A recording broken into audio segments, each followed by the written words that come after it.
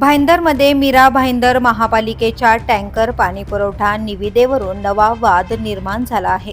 निविदा प्रक्रिया केंद्रीय दक्षता आयोगाच्या नियमांनुसार राबवण्यात आली नसल्याचा गंभीर आरोप महासभेत करण्यात आला।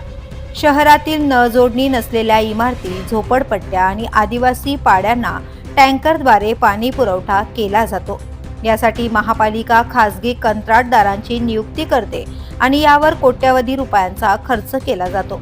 मात्र यंदाच्या निविदा प्रक्रियेत पारदर्शकता पाळली गेली नसल्याचा आरोप भाजप नगरसेवक प्रशांत दळवी यांनी केलाय।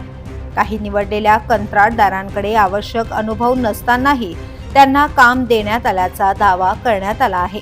विशिष्ट कंत्राटदारांना लाभ मिळावा यासाठी संपूर्ण प्रक्रिया राबवण्यात आल्याचाही आरोप करण्यात आला आहे। या आरोपानंतर महासभेत मोठा गोंधळ निर्माण झाला। यानंतर महापौरांनी संबंधित निविदा प्रक्रिया रद्द करण्याचे आदेश प्रशासनाला दिले आहेत।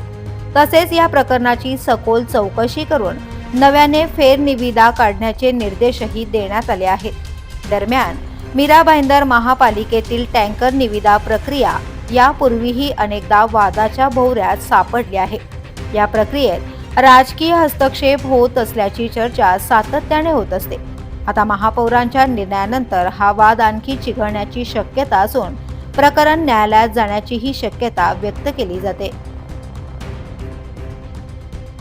द पोलीस न्यूजसाठी श्रीधर चव्हाण, मीरा भाईंदर।